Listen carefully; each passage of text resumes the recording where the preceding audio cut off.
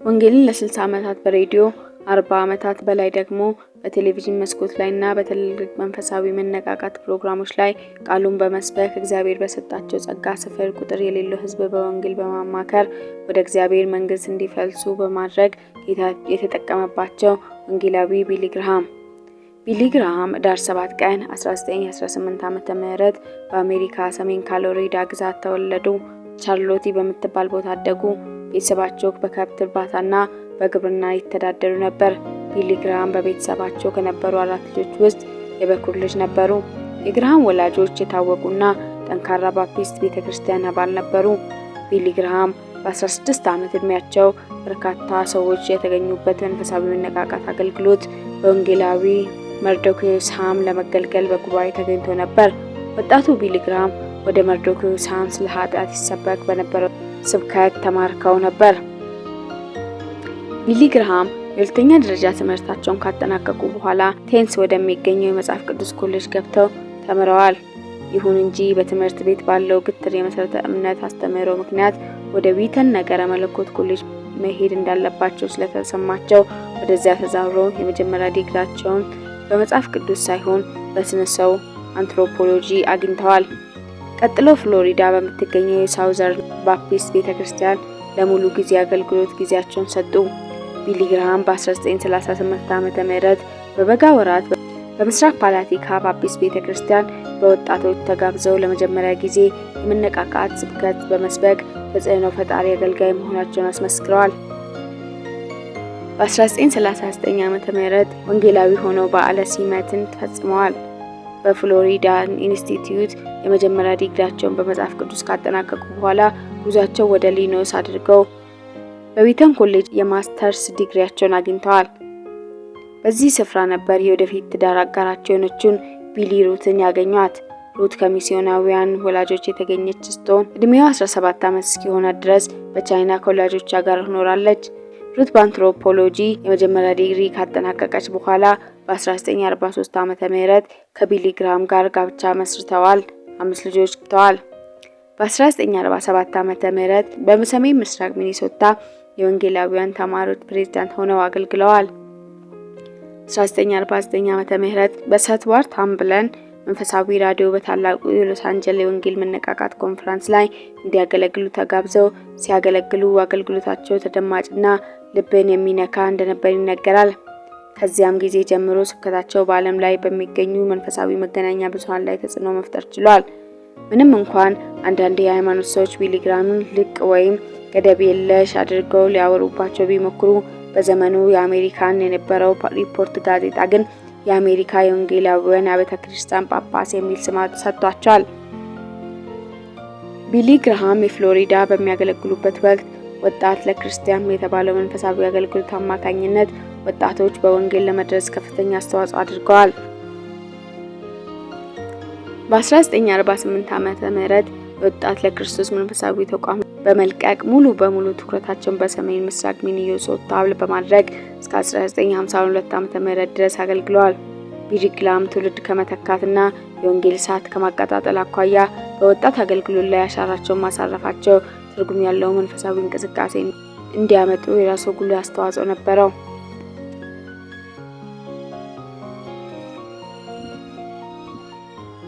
ቢሊ ግርሃም በዓለም ላይ 185 ሀገሮችን በአንድ ጊዜ 215 ሚሊዮን ሕዝብ የተከታተለውን የቀጥታ ስርጭት የመገናኛ ብዙሃን አገልግሎታቸውን ያሰራጩ በታሪክ የመጀመሪያና ብቸኛ ሰው ነበሩ።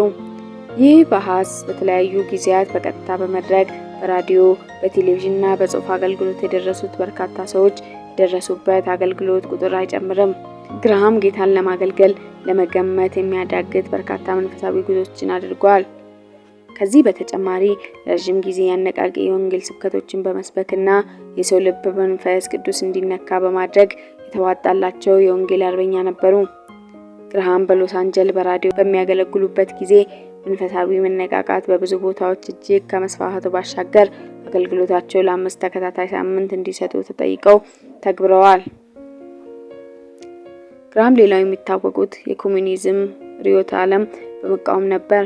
በ1954 ዓመተ ምህረት እግዚአብሔር የለሹን ስርዓት በመቃወም ለቀረበላቸው ቃለ መጠይቅ እንዲህ ብለው ነበር።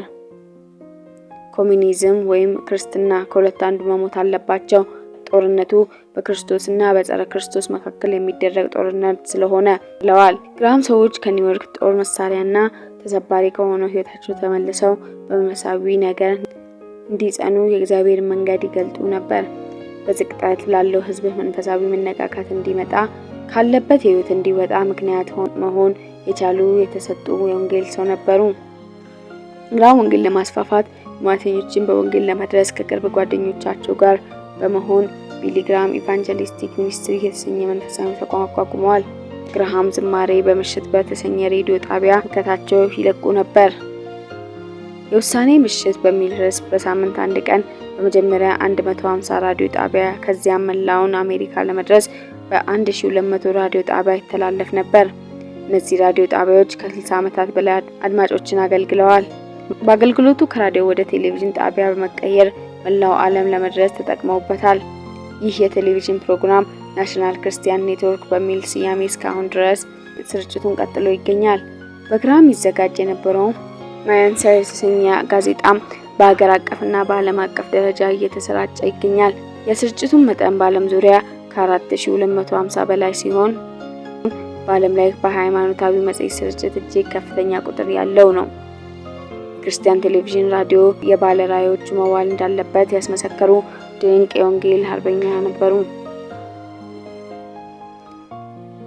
ግራሃም ያገኙት እድል ሁሉ ለወንጌል መጠቀም የቻሉ ብልህ ሰው ነበሩ።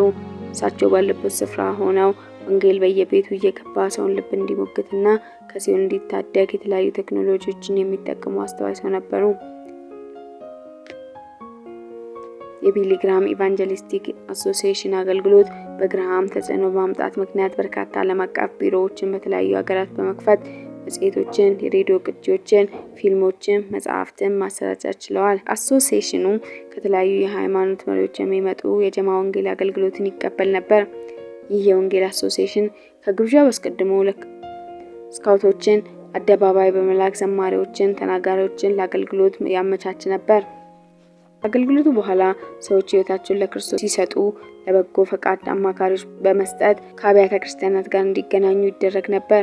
በ1952 ዓመተ ምህረት ይህ የወንጌል አሶሲዬሽን የቢሊ ግራሃም የወንጌል የፊልም አገልግሎት በማቋቋም በፊልም አማካኝነት የተደረገ ቃለ ምልልሶችን፣ ታሪኮችን ለህዝብ እንዲደርስ ይደረግ ነበር። አሶሲዬሽኑ በርካታ የራዲዮ ጣቢያዎችን የራሱ በማድረግ የወንጌል ስርጭት ያካሂድ ነበር። በ1955 ዓመተ ምህረት ደግሞ ክርስትና ዛሬ የተሰኘ መጽሔት አገልግሎት ያዘጋጅ ነበር። በ1958 ዓመተ ምህረት የውሳኔ መጽሔት በተሰኘ መጽሔት የመጽሐፍ ቅዱስ ጥናቶችን፣ መጣጥፎችን፣ የቤተ ክርስቲያን ታሪኮችን፣ የክሩሴድ መረጃዎችን በእንግሊዝኛ ቋንቋ እየተጻፈ በመጽሔቱ እንዲወጣ ይደረግ ነበር። በኋላም መጽሔቱ በፈረንሳይኛ፣ በስፓኒሽ እና በጀርመንኛ ተተርጉሞ ይሰራጭ ነበር። ግራሃም የተሰጣቸውን ራዕይ ለመፈጸም ከእንግሊዝኛ ውጪ ብዙ ሰዎች በሚናገሩ ቋንቋ ሳይቀር በመጠቀም ወንጌል ለሰዎች አድርሰዋል። ቢሊ ግራሃም በበረሃማ አፍሪካ መንደሮች፣ በኒውዮርክ እምብርት፣ በአውስትራሊያ እና መካከለኛ ምስራቅ ኢየሱስን ሰብከዋል። በ1977 ዓመተ ምህረት ለመጀመሪያ ጊዜ የስብከት ሚስዮን በመስራት በሩቅ ምስራቅ እና በታላቁ ሶቪየት ህብረት አገልግሏል። ቢሊ ግራሃም ረጅሙን ጊዜያቸውን በጸሎትና ቃሉን በማጥናት ያሳልፉ ነበር። ይህ ደግሞ ይበልጥ አገልግሎታቸው ተደማጭና ተጽዕኖ ፈጣሪ እንዲሆን አድርጎታል። ግራሃም የወንጌል አሶሲዬሽን ከሚሰራው ሌላ ግራሃም በግላቸው 33 መጽሔት ለአንባቢ አበርክተዋል። ለምሳሌ እግዚአብሔር ሚስጥር መልእክተኞች፣ ዳግም መወለድ እንዴት ይቻላል፣ ሞትና ከህይወት በኋላ፣ እርግጠኛ ባልሆነ ዓለም በእምነት መጓዝ ያሳተማቸው መጽሐፍት ከብዙ በጥቂቱ ይገኙበታል። እነዚህ መጽሐፍት ተወዳጅ በመሆናቸው በተደጋጋሚ ታትመዋል። መጽሐፍቶቹ የራሳቸው ህይወትና አገልግሎት የሚያሳዩ ነበሩ። ቢሊ ግራሃም በዚህ ሁሉ የአገልግሎት ዘመናቸው ለአገልግሎታቸው ስኬት ትልቅ አስተዋጽኦ ያበረከቱና ከእርሳቸው የማይለዩ ጓደኞች ነበሯቸው። እነርሱም ክሊፍ ባውሮሰን፣ ጆርጅ ሺያ ነበሩ። በሶስቱ መካከል ይታይ የነበረው ጓደኝነት እጅግ የጠበቀ በመደማመጥና በመከባበር ላይ የተመሰረተ እንደነበር ይነገርለታል። ከዚህም በተጨማሪ ቢሊ ግራሃም በእያንዳንዱ የውሳኔ ህይወት ውስጥ ወሳኝ ሚና እንደነበራቸው ይነገራል። እኚህን የወንጌል አርበኛ አንዳንድ ሰዎች ልቅና ነጻ አውጪዎች ፖለቲካ ይቃወማሉ በማለት ያቻቸው ነበር። አክራሪ የሚባሉ ቡድኖች ደግሞ በጸረ ውርጃ በተደረገው እንቅስቃሴ ላይ የማዳን ዘመቻ ለተባለው ቡድን ድጋፍ አልሰጡም በሚል ተቿቸዋል። በየትኛውም የሃይማኖት ክፍል ውስጥ ያሉ በማወቅም ባለማወቅ ክርስቶስን የሚወዱ ሰዎች ሁሉ የክርስቶስ አካል ናቸው። በዚያ ሆኖ ለክርስቶስ ብርሃን እሺ ቢሉ ገነት ይገባሉ በማለታቸው የሁሉን አቀፍ አስተሳሰብ አራማጅ ወይም ዩኒቨርሲዝም የሚል ስም አሰጥቷቸዋል። ግራሃም ከገጠማቸው ተግዳሮት አንዱ በመጀመሪያ 20 ዓመታት ዓለምን እየዞሩ ባደረጉት የወንጌል የመስበክ አገልግሎት ልጆቻቸውን ቸል ብለው ስለነበር ልጆቻቸው የተለያየ አመጽ ተሞልቶ ነበር። ዛሬ ወንጌል አሶሲዬሽኑን የተካችው ልጃቸው በመጠጥ ሱስ ተጠምዶ በስካር መታወክ ጀምሮ ነበር። ሩት የተባለች ልጃቸው በከፍተኛ ጭንቀት የምትሰቃይና በተደጋጋሚ ፍቺ ሰለባ ሆና የነበረ ሲሆን መጨረሻ ግን ጌታ ኢየሱስን እንደ ግል አዳኛው አድርጋ ተቀብላ አገልጋይ ሆናለች። ኔድ የተባለው ልጃቸው ደግሞ የአደንዛዥ ተጠቂ ሆኖ እንደነበር ይነገራል። ቢሊ ግራሃም ከአሜሪካና ከሌሎች ውጭ ሀገር የተለያዩ የክብር ዶክትሬት አግኝተዋል። በ1971 ዓመተ ምህረት በክርስቲያኖች የአይሁድ እምነት መካከል መግባባት እንዲኖር በመስራታቸው እውቅና አግኝተዋል። እንዲሁም በስነ ዜጋ የሃይማኖት ላበረከቱት ለ60 ዓመት አስተዋጽኦ ከብሪታንያ መንግስት ሽልማት አግኝተዋል።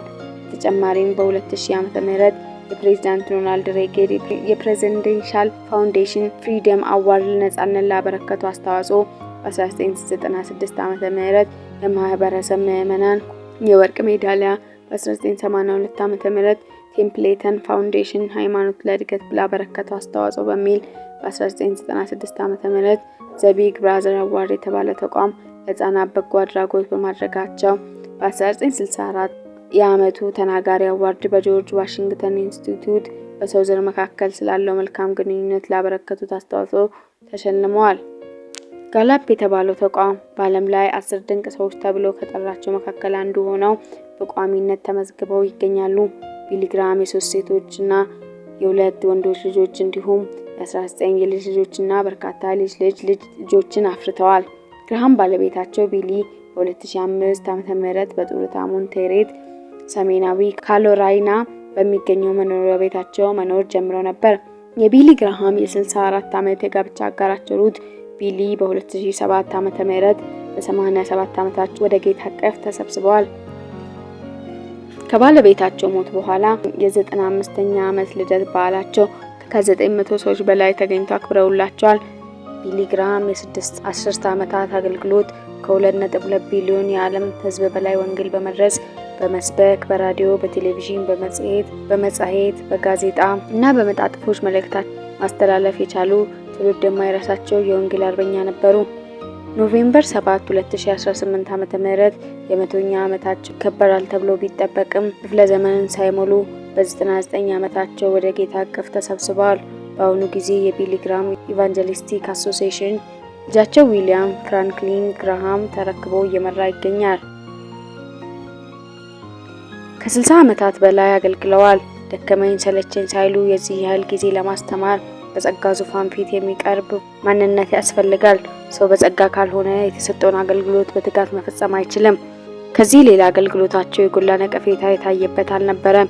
የሚሰብኩት ወንጌልና የሚኖሩት ኑሮ የተጣጥሞ የሄደላቸው ሰው ነበሩ። በምሳሌነት ህይወታቸው ለ61 ጊዜ ጋላፕ የተባለው መንፈሳዊ ተቋም መሸለማቸው እንደ ማሳያ አድርገን መውሰድ እንችላለን። ውድ ተመልካቾቼ ለዛሬ ይዤላችሁ የመጣሁት ፕሮግራም ይሄንን ይመስላል። ሀሳብ አስተያየቱን ኮሜንቱ ላይ ጻፉልኝ። እንዲሁም ቻናሉን ሰብስክራይብ በማድረግ አብሮነታችሁንና ፍቅራችሁን እንድታሳዩ ጠይቃችኋለሁ። በሌላ እንግዳ በሌላ ፕሮግራም እስክንገናኝ ጌታ ኢየሱስ ይባርካችሁ።